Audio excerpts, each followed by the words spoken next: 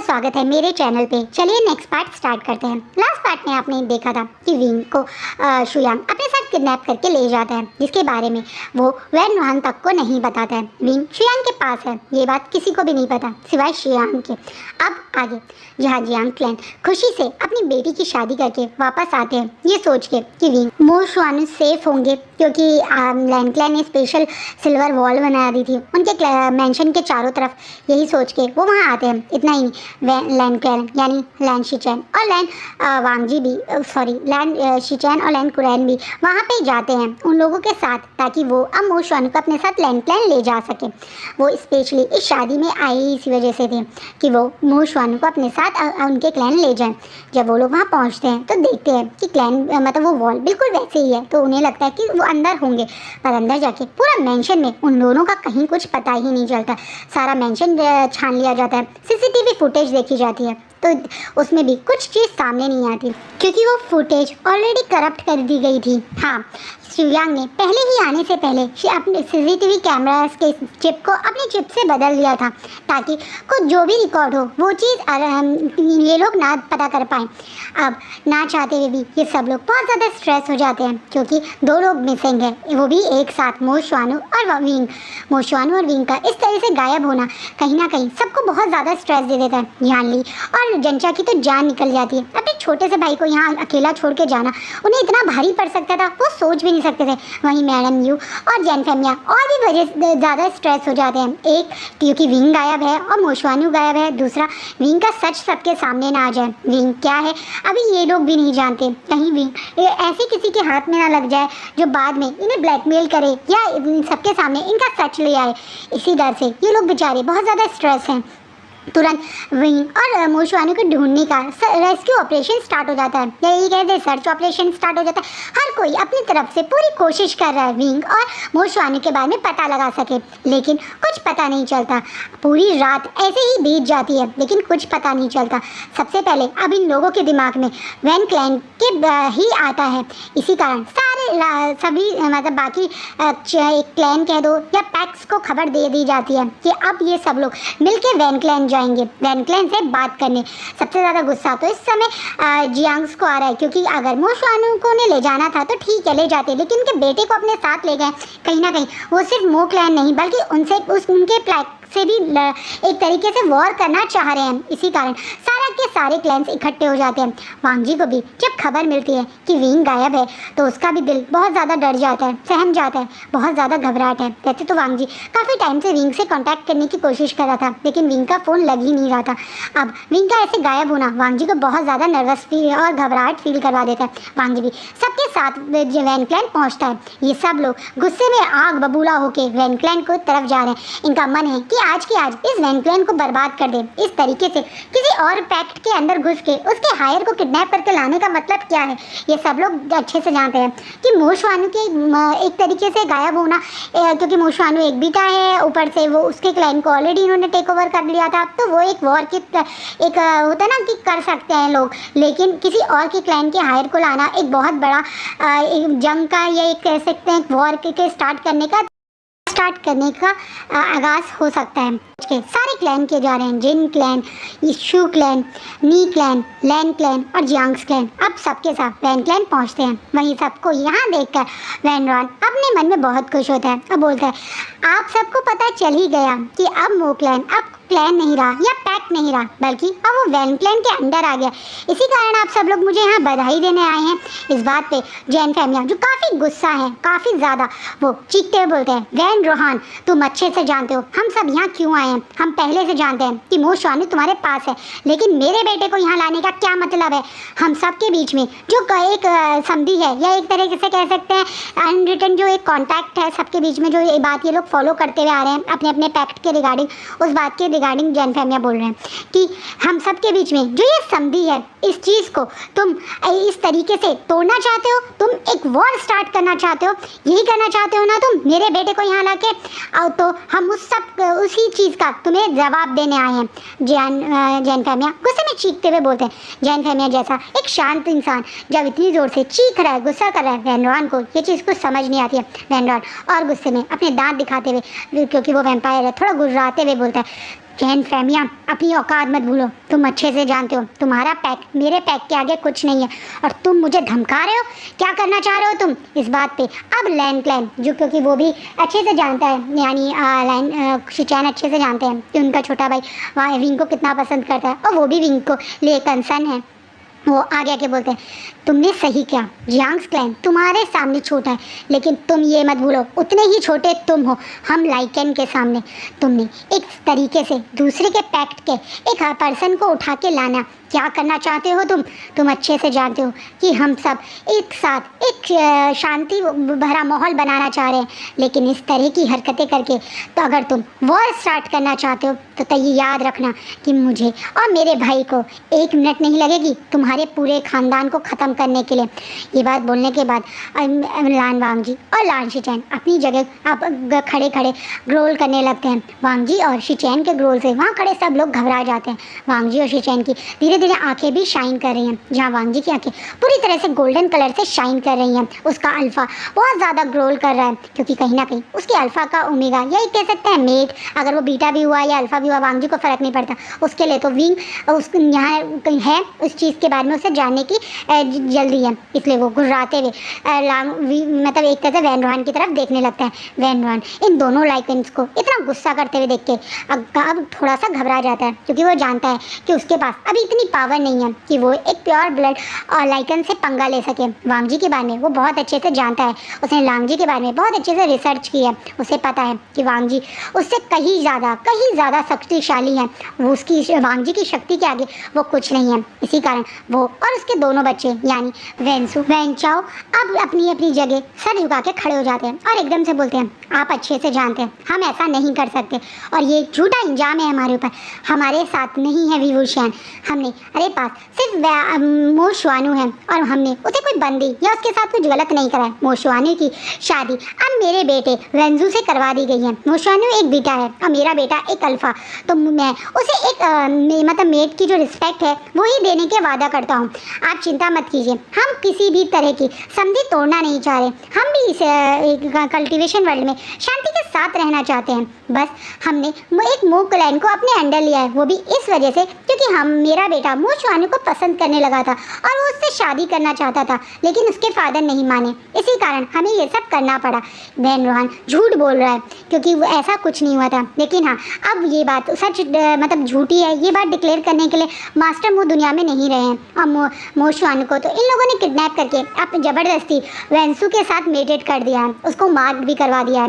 Beta होने के बाद भी वो मार्क हो चुका है, और अब ये लोग जो ऐसा कहेंगे बेचारे मो शुआनू को वैसा करना पड़ेगा, क्योंकि एक मार्क को छोड़ने के बाद उसके साथ कैसा व्यवहार होता है वो अच्छे से जानता है। वो पहले से ही डरपोक, सहमा हुआ, घबराया हुआ सा बीटा था, और अब तो वो उसके पास कुछ और रहा भी नहीं, उसका क्लैन नहीं रहा, उसके फादर नहीं रहे, तो वो अब चुपचाप से इन लोगों की बात में एग्री करते हुए सर झुका के खड़ा है। जब ये बात सब लोग जानते हैं तो वो लोग शॉक हो जाते हैं। पहली बात, ये लोग साफ साफ बोले हैं विंग इनके साथ नहीं है, लेकिन विंग तो घर से गायब है ना, और मो शुआनू के साथ ही था। अब ना चाहते हुए भी घबराहट में थोड़ा सा स्ट्रेस लेता हुआ जंचा अब मो शुआनू की तरफ आगे आता है और तुरंत बोलता है, मो शुआनू तुम सच बताओ कहाँ है मेरा भाई? वो उस दिन तुम्हारे साथ ही था, तुम्हें अच्छे से पता है। जब हम जिन पैक जाने वाले थे उससे पहले मैं तुम्हें अपने भाई के पास छोड़ के गया था। अचानक से तुम भी गायब हो और विंग भी गायब है, हमें लगा वो तुम्हारे साथ है, बताओ कहाँ है वो? अब मो शुआनू बड़ी बड़ी आंखों से जंचा और सबकी तरफ देखने लगता है। उसका कारण ये है कि मो शुआनू उस समय बेहोश था, उसे पता ही नहीं कि शुयांग ने उसके साथ विंग को भी किडनैप किया था। तो वो बेचारा बड़ी बड़ी आंखों से सबकी तरफ देखता है और घबराते हुए थोड़ा काँपते हुए ही बोलता है कि उसे नहीं पता। मो शुआनू की ये बात सुनने के बाद जहाँ सब लोग शौक है, वहीं वांगजी तो बहुत ज़्यादा स्ट्रेस हो जाता है। वांगजी अब अपने ऊपर कंट्रोल नहीं कर पाता। वो अपनी पहली बार यानी अपनी पूरी लाइफ में आज तक वो लाइकन पावर उसने यूज़ नहीं करी थी, आज वो अपनी उस लाइकन पावर को यूज़ करता है। शायद उसके अंदर का एक तरीके से अल्फा अब विंग को ढूंढने के लिए बहुत ज़्यादा तड़प रहा है, इसलिए शायद आज ना चाहते हुए वांगजी की लाइकन पावर उसका साथ मतलब उसके बॉडी से बाहर आने लगते हैं। वांगजी अब अपनी जगह से हवा में उड़ने लगता है, उसकी बॉडी शाइन करने लगती है, जैसे कि अब वो अपने वो अल्फा रूप में यानी उसके वाइट वेयरवुल्फ में कन्वर्ट होने वाला हो। इसी कारण अब वो बॉडी के हवा में उड़ने लगा है। उसे इस तरीके से हवा में उड़ते देख वहाँ खड़े सब लोग घबरा जाते हैं। क्योंकि सबको पता है कि वांग जी शायद पहली बार अपने लाइकन रूप में आएगा। वो लाइकन रूप में आके कितना डेंजरस हो सकता है, कैसे बिहेव करेगा, किसी को नहीं पता। क्या पता वो अपने आप को ही हार्म कर दे या अपने साथियों को ही हार्म कर दे। इसी घबराहट में लान कुरैन और लान शिचैन वांग जी की तरफ जाते हैं उसे कंट्रोल करने के लिए। वांग जी अपने लाइकन पावर में पूरी तरह से नहीं आया था, बस उसकी बॉडी शाइन कर रही थी, उसकी आंखें शाइन कर रही थी और वो हवा में फ्लो कर रहा था। वो ऐसे ही गुस्से में वेंचाओ की तरफ देखता है और बोलता है, सच बताओ। वांग जी की आवाज़ बदली हुई देखकर और उसकी उस कमांडिंग अल्फा वॉइस को सुनकर यहाँ सब लोग अपने घुटनों पे आ जाते हैं। उसके ब्रदर तक खुद घुटनों पे आ जाते हैं। कहने के लिए वो भी लाइकन है, पर वांग जी की टक्कर उनके लाइकन के मतलब उसके सामने कुछ भी नहीं है। अब वांग जी अपने लाइकन वॉइस से ही वेंचाओ को ऑर्डर करता है सच बोलने का। और वेंचाओ जो उसे सच बोल रहा था वो पहले की तरह बोलता है कि उसे नहीं पता वी वुशैन कहाँ है। वो सिर्फ जियांग्स क्लैन से मो शुआनू को ही लाने के लिए बोला था और मो शुआनू ही उसके साथ मतलब उसे के पास था। इसके अलावा वी वुशान को उसने कभी नहीं देखा, शायद आखिरी बार लैन क्लैन में ही देखा था। ये बात करने के बाद वेंचाओ और वेंजू भी एक तरीके से जैसा उसका फादर बोल रहे थे वही शब्द रिपीट करते हैं। आप सब लोग शौक में हैं क्योंकि एक तरीके से लाइकन की इस पावर के आगे कोई इंसान झूठ नहीं बोल सकता। वांग जी ने जो पावर अभी यूज़ की है उस पावर के कारण इंसान उसके आगे झूठ बोल ही नहीं सकता, वो सच ही बोलेगा। उसके कमांड के अंडर में झूठ बोलना नामुमकिन है। और इसका मतलब वेंचाओ और वैन फैमिली सचमुच में वांग विंग कहाँ है नहीं जानती। और ये बात जानने के बाद मुझे एक तरह से जियांग फैमिया जंचा और विंग मतलब कहाँ है ये सोच के घबरा रहे हैं। और वांग जी वो तो सडनली बेहोश होकर गिर जाता है। शायद उसका हार्ट ये चीज़ एक्सेप्ट नहीं कर पाया, पर कहीं ना कहीं उसने फर्स्ट टाइम अपनी लाइकन पावर को यूज़ किया, वो भी उसका कारण हो सकता है। तुरंत उसे लैंडक्लैन वापस ले जाया जाता है। वहीं लैंडक्लैन की जान में जान आती है क्योंकि उसे को अभी किसी ने कोई पनिशमेंट नहीं दी, लेकिन हाँ काफ़ी सारे क्लैंस ने उससे अपना संधि तोड़ ली है। कोई भी अब उसके साथ कोई बिजनेस डील या कॉन्टैक्ट नहीं रखना चाहता। जो ये छोटे छोटे क्लैन है वो वैन क्लैन से थोड़ा डर रहे हैं। जिस तरीके से मो क्लैन को उसने टेक ओवर कर लिया, उन्हें डर है कि कहीं उनके क्लैन को भी टेक ओवर ना कर दे। इसी डर के कारण तो शायद जियांग फैमिया ने जल्दी जल्दी अपनी बेटी की शादी करवाई थी और अपने बच्चे को अकेले छोड़ दिया था, जिसके लिए अब वो घर पे बैठे हुए बहुत पछता रहे हैं। पर मैं कोई है जो इस घर में दुखी नहीं है, पछता नहीं रहे, और वो है मैडम यू। मैडम यू बड़ी खुशी से बड़ी शांति से हैं, जैसे उन्हें तो इस चीज़ का कोई फर्क ही नहीं पड़ रहा, जैसे वो तो बड़े मन में खुश है। वहीं कहीं ना कहीं जंचा बहुत ज़्यादा नाराज़ है, बहुत ज़्यादा गुस्सा है और वो गुस्से में चीज़ें इधर उधर फेंक रहा है। वो अपने फादर के ऊपर चिल्ला रहा है और बार बार बोला कि हम लोग वहाँ से वापस क्यों आ गए, हमें अच्छे से वैन क्लैन की तलाशी लेनी चाहिए थी। क्या पता वो झूठ बोल रहे हो, हमें एक एक रूम एक एक कमरा पूरा वैन क्लैन चेक करना चाहिए था, वैन मेंशन चेक करना चाहिए था। कहीं ना कहीं उसका भाई उसी पैक्ट में है, उसका मन कह रहा है। पर वैन एक तरह से जैन फैमिया तुरंत बोलते हैं कि वैन क्लैन झूठ नहीं बोल रहा था, लाइकन की पावर के आगे कोई झूठ नहीं बोल सकता। वांग जी की कमांडिंग वॉइस ने जिस तरह से उनसे सच बोलने के लिए बोला था उन्होंने सच ही बोला है, वो सचमुच में विंग कहाँ है नहीं जानते। और ये बात बोलने के बाद जंचा वापस अपने रूम में जाके रोने लगता है। वहीं वांग जी अब अपनी सपने में एक एलिमिनेशन वाली दुनिया में चला गया, एक इमेजिनेशन वाली दुनिया जहाँ वो विंग के साथ है। विंग को वो अपने पास देख रहा है। वांग जी भाग के जाके विंग को हक कर रहा है। उस दुनिया में वो विंग के साथ क्वालिटी टाइम स्पेंड कर रहा है। और कहीं ना कहीं उसका इस तरीके से इस एक इमेजिनेशन दुनिया में दिमाग के चले जाने से वांग जी के भाई और अंकल यानी शिचैन और कुरैन बहुत ज़्यादा स्ट्रेस है। वो दोनों नहीं चाहते कि वांग जी इस तरीके से ऐसा कुछ करे, इसलिए वो वांग जी को जगाने की कोशिश कर रहे हैं। वांग जी जो शायद अब सोच रहे, उसको भी पता है इसकी लेजेंड पावर ऐसी है कि वो लोग झूठ नहीं बोल रहे, तो वो भी इस समय उस दुनिया से बाहर आना चाहता है क्योंकि वो सचमुच में विंग कहाँ है उसे सर्च करना चाहता है।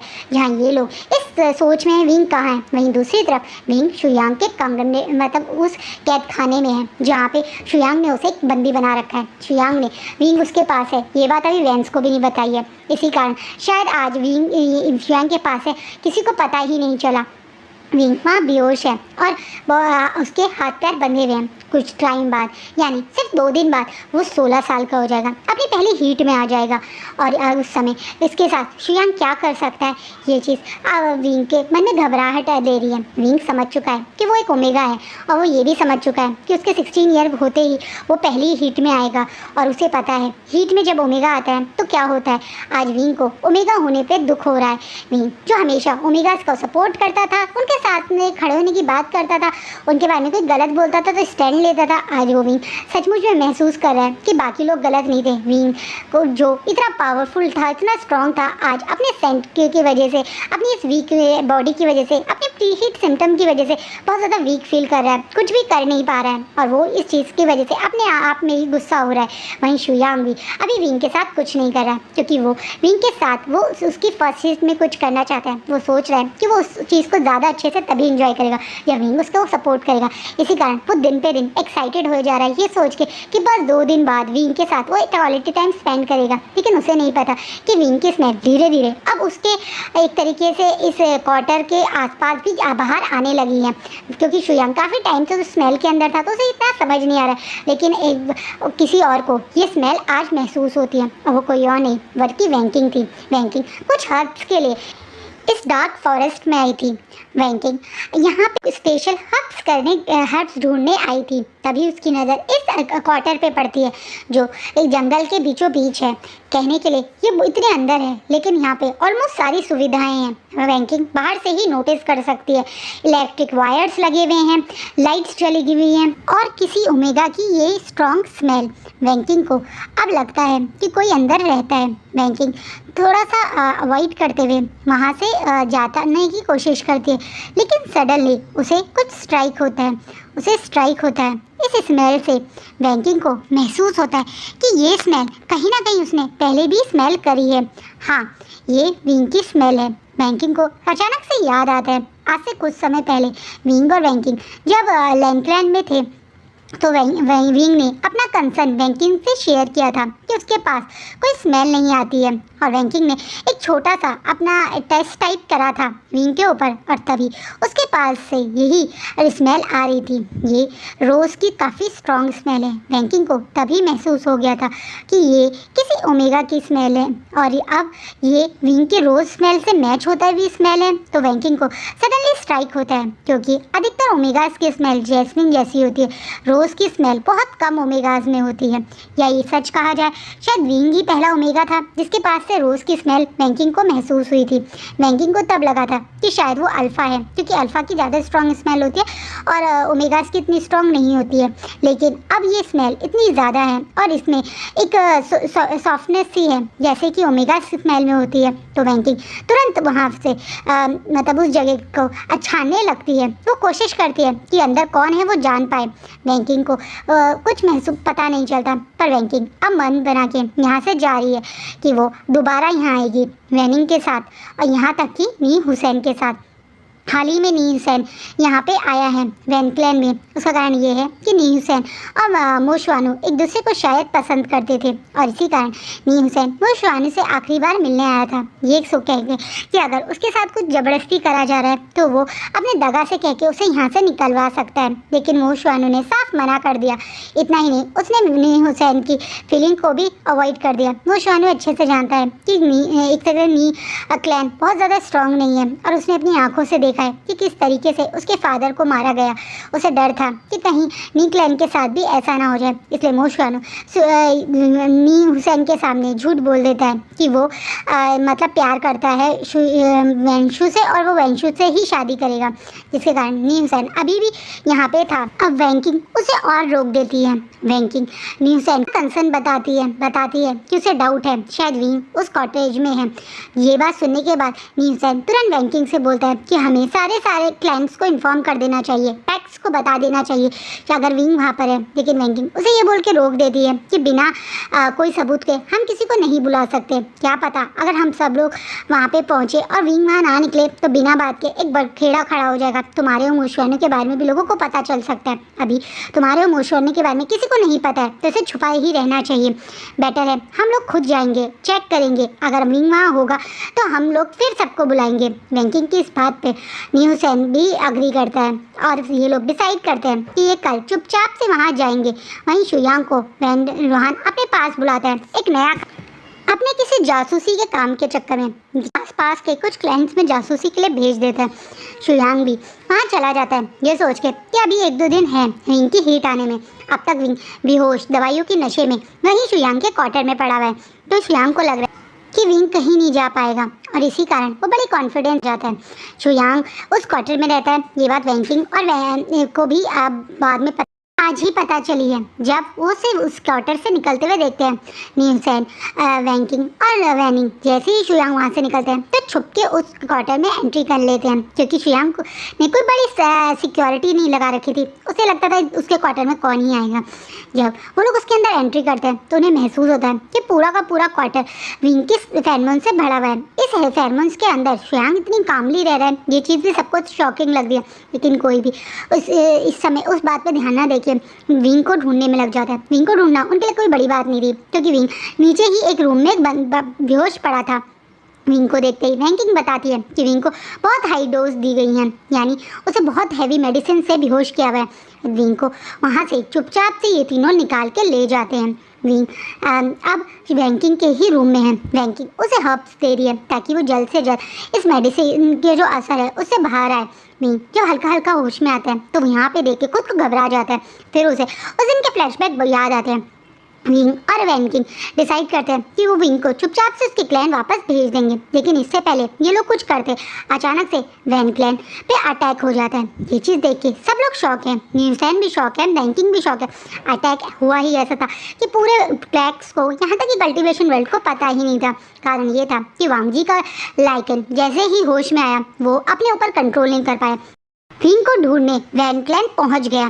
कारण ये है कि चाहे कोई माने या ना माने, पर वांग जी के दिल ने तो विंग को ही अपना मेट मान लिया है। उसे कोई फर्क नहीं पड़ता विंग अल्फा हो, बीटा हो, ओमेगा हो, वो एक लाइकन है। उसके लिए किसी के साथ भी मेट बनना नॉर्मल है और वांग जी के लाइकन है विंग को ही अपना मेट मान लिया है। अपने मेट के लिए लाइकन्स की ये मतलब इस तरीके से ढूंढना कोई बड़ी बात नहीं है। इससे पहले भी काफ़ी बार लाइकन्स ऐसा कर चुके हैं और आज तो अटैक ही हो गया वैन क्लैन पे।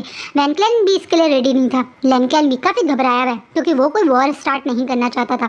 वो लोग इस तरीके से पूरे कल्टीवेशन वर्ल्ड को खतरे में नहीं डालना चाहते।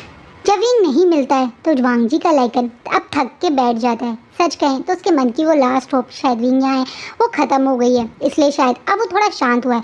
उसे शांत देखते ही शिचैन तुरंत उसे एक इंजेक्शन कर दे देते हैं, जिसके कारण वो बेहोश होकर तुरंत शिचैन की बाहों में या गोदी में गिर जाता है। शिचैन समझ सकते हैं कि उसके भाई की हालत इस समय क्या है। उनको वो तो अब तक अपने मेट से नहीं मिले, लेकिन उनका भाई को लगता है विंग उसका मेट है और अब वो उसके साथ नहीं है, कहाँ है पता नहीं है। तो उसका इतना परेशान होना जायज़ है। वो यहाँ से वांग जी को ले जाते हैं, लेकिन वो वैन रोहान से कुछ नहीं बात करते। कुरैन उन्हें समझा देते हैं कि वो सिर्फ इस समय चेक करने आए थे विंग वहाँ है या नहीं है। इस बात पे वैन रोहान भी उनसे कोई आर्ग्यूमेंट या कुछ नहीं करता, क्योंकि उसे पता है अगर उसने कुछ करा तो उसको वांग जी से टकराना पड़ेगा और वांग जी से टकराना अभी उसके बस की नहीं है। वहीं जब वैन क्लैन पे ये अटैक हुआ था उसकी खबर भी जल्दी से न्यूज़ के थ्रू, मीडिया के थ्रू अब बाकी पैक्स और क्लैन्स में भी पहुंच गई है। और आज का फैन फिक्शन यही रुकता है।